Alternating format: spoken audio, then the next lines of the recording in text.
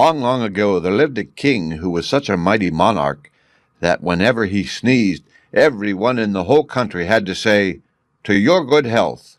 Everyone said it except the shepherd with the staring eyes, and he would not say it. The king heard of this and was very angry and sent for the shepherd to appear before him.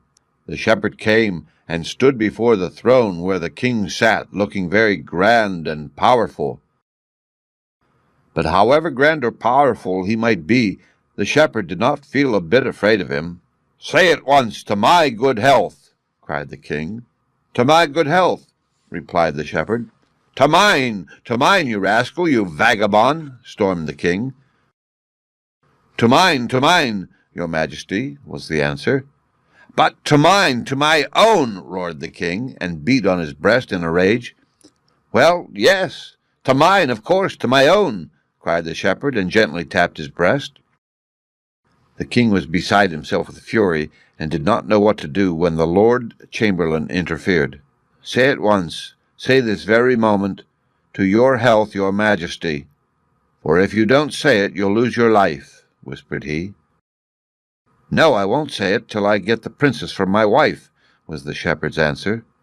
Now, the princess was sitting on a little throne beside the king her father, and she looked as sweet and lovely as a little golden dove. When she heard what the shepherd said, she could not help laughing, for there is no denying the fact that this young shepherd with the staring eyes pleased her very much. Indeed, he pleased her better than any king's son she had yet seen. But the king was not as pleasant as his daughter, and he gave orders to throw the shepherd into the white bear's pit. The guards led him away and thrust him into the pit with the white bear, who had had nothing to eat for 2 days, and was very hungry. The door of the pit was hardly closed when the bear rushed at the shepherd, but when it saw his eyes, it was so frightened that it was ready to eat itself. It shrank away into a corner and gazed at him from there, and in spite of being so famished, did not dare to touch him, but sucked its own paws from sheer hunger. The shepherd felt that if he once removed his eyes off the beast, he was a dead man, and in order to keep himself awake, he made songs and sang them, and so the night went by. Next morning the Lord Chamberlain came to see the shepherd's bones, and was amazed to find him alive and well. He led him to the king, who fell into a furious passion and said, "Well, you have learned what it is to be very near death, and now will you say, 'To my good health'?" But the shepherd answered, "I am not afraid of 10 deaths. I will only say it if I may have the princess for my wife." "Then go to your death," cried the king, and ordered him to be thrown into the den with the wild boars. The wild boars had not been fed for a week, and when the shepherd was thrust into their den, they rushed at him to tear him to pieces. But the shepherd took a little flute out of a sleeve of his jacket and began to play a merry tune, on which the wild boars first of all shrank shyly away, and then got up on their hind legs and danced gaily. The shepherd would have given anything to be able to laugh, they looked so funny, but he dared not stop playing, for he knew well enough that the moment he stopped they would fall upon him and tear him to pieces. His eyes were of no use to him here, for he could not have stared 10 wild boars in the face at once, so he kept on playing, and the wild boars danced very slowly, as if in a minuet. Then by degrees he played faster and faster, till they could hardly twist and turn quickly enough, and ended by all falling over each other in a heap, quite exhausted and out of breath. Then the shepherd ventured to laugh at last, and he laughed so long and so loud that when the Lord Chamberlain came early in the morning expecting to find only his bones, the tears were still running down his cheeks from laughter. As soon as the king was dressed, the shepherd was again brought before him, but he was more angry than ever to think the wild boars had not torn the man to bits, and he said, "Well, you have learned what it feels to be near 10 deaths.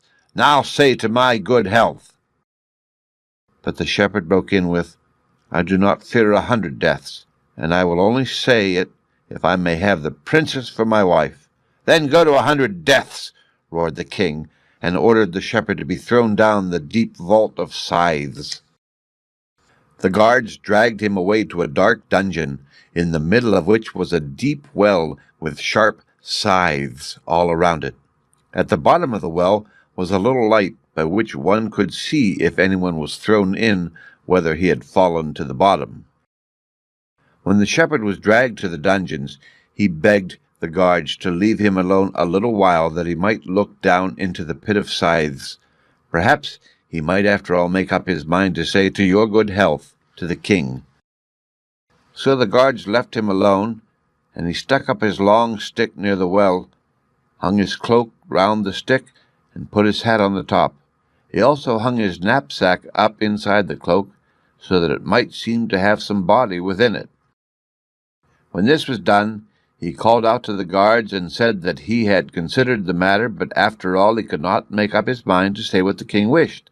The guards came in, threw the hat and cloak, knapsack, and stick all down the well together, watched to see how they put out the light at the bottom, and came away thinking that now there really was an end of the shepherd. But he had hidden himself in a dark corner, and was laughing to himself all the time.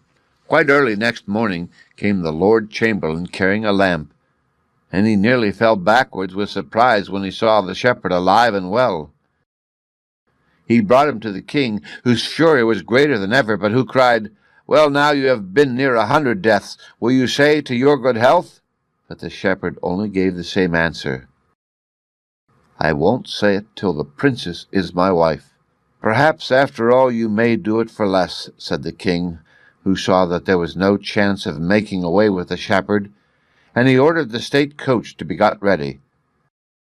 Then he made the shepherd get in with him and sit beside him, and ordered the coachman to drive to the silver wood. When they reached it, he said, "Do you see this silver wood? Well, if you will say, 'To your good health,' I will give it to you." The shepherd turned hot and cold by turns, but he still persisted, "I will not say it till the princess is my wife." The king was much vexed. He drove further on till they came to a splendid castle, all of gold, and then he said, "Do you see this golden castle? Well, I will give you that too, the silver wood and the golden castle, if only you will say that one thing to me, 'To your good health.'" The shepherd gaped and wondered, and was quite dazzled, but he still said, "No, I will not say it till I have the princess for my wife." This time the king was overwhelmed with grief, and gave orders to drive on to the diamond pond, and there he tried once more. "Do you see this diamond pond? I will give you that too, the silver wood and the golden castle and the diamond pond. You shall have them all, if you will but say, 'To your good health.'" The shepherd had to shut his staring eyes tight not to be dazzled with the brilliant pond, but still he said, "No, no, I will not say it till I have the princess for my wife." Then the king saw that all his efforts were useless, and that he might as well give in, so he said, Well, it's all the same to me. I will give you my daughter to wife, but then you really and truly must say to me, 'To your good health.'" "Of course I'll say it. Why should I not say it? It stands to reason that I shall say it then." At this, the king was more delighted than anyone could have believed. He made it known all through the country that there were to be great rejoicings, as the princess was going to be married. And everyone rejoiced to think that the princess, who had refused so many royal suitors, should have ended up falling in love with the staring-eyed shepherd. There was such a wedding as had never been seen. Everyone ate and drank and danced. Even the sick were feasted, and quite tiny newborn children had presents given them. But the greatest merrymaking was in the king's palace. There the best bands played, and the best food was cooked. A crowd of people sat down to table, and all was fun and merrymaking.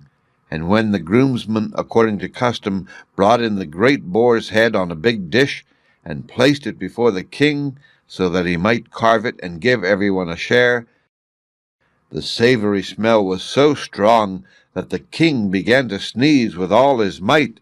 "To your very good health," cried the shepherd before anyone else, and the king was so delighted that he did not regret having given him his daughter. In time, when the old king died, the shepherd succeeded him. He made a very good king, and never expected his people to wish him well against their wills.